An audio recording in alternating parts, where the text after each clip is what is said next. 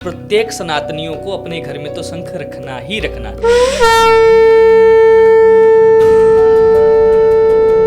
सूर्य ग्रहों के राजा है। सूर्य लीडरशिप की क्षमता देते हैं, आत्मविश्वास को बढ़ाते हैं। सूर्य हमारे देश की आत्मा है ग्रहों के रूप में। इसलिए जब सूर्य बलवान होते हैं तो नेतृत्व करने की क्षमता अत्यधिक हो जाती है। आजकल 90% ऐसे ज्योतिषी हैं जो AI के जरिए अपने कार्य को कर रहे हैं। सिंपल सी बात है, राजयोग यानी राजा के समान योग। अब राजा कैसे होते हैं? ऐश्वर्यवान होते हैं, प्रतिष्ठावान होते हैं। तो जब जिसके व्यक्ति के जीवन में राजयोग आता है वो राजा के समान ही प्रतिष्ठावान, धनवान, योग्यवान हो जाता है। प्रेमानंद जी महाराज जी हैं हमारे, दोनों किडनियां बेकार हैं। डॉक्टर ने बोल दिया कि इनकी अब अल्प आयु बची हुई है, लेकिन सिर्फ वो अपने कर्मों की वजह से, यानी राधा के नाम की वजह से, माता भगवती के नाम की वजह से वो जीवित हैं और दीर्घ काल तक जीवित रहेंगे। अब इसमें क्या कहेंगे, कर्म प्रधान है या भाग्य प्रधान? का ये भाई इतना दुष्ट है, इसको इतना धन कैसे मिला? का इसके भाग्य में इस समय राजा बनना था, लेकिन ये दुष्ट प्रकृति का था, भगवान को नहीं मानता था, इसलिए इसके भाग्य में राजा बनना तो था,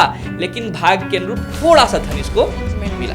जो मद से कमाया हुआ है, अहंकार से कमाया हुआ, चोरी से कमाया हुआ है, झूठ से कमाया हुआ जो स्वर्ण है, उसमें कलयुग का वास है। यही मुजफ्फरनगर में सुखतीर्थ नाम का क्षेत्र है। वहां पर आज भी जो है एक बरगद का वृक्ष है जो 5000 वर्ष पुराना है। वही बरगद के वृक्ष के नीचे जो है सुखदेव जी महाराज राजा परीक्षित को 7 दिन तक भागवत सुनाए। माता गौरी यानी माता पार्वती के अपने पुत्र गणेश जी नहीं है, उनको जो है अपने शरीर के उपटन से बनाया गया है। शादीशुदा होकर बहुत परेशान कि मेरे पति के साथ ये डिस्टर्बेंस है, सास के साथ, सबसे ज्यादा सास के साथ बहुत डिस्टर्बेंस होती है। तो जब गर्भ में बच्चा रहता है तो उसके माता पिता का जो कर्म है संतान के ऊपर विशेष लाभ देता है।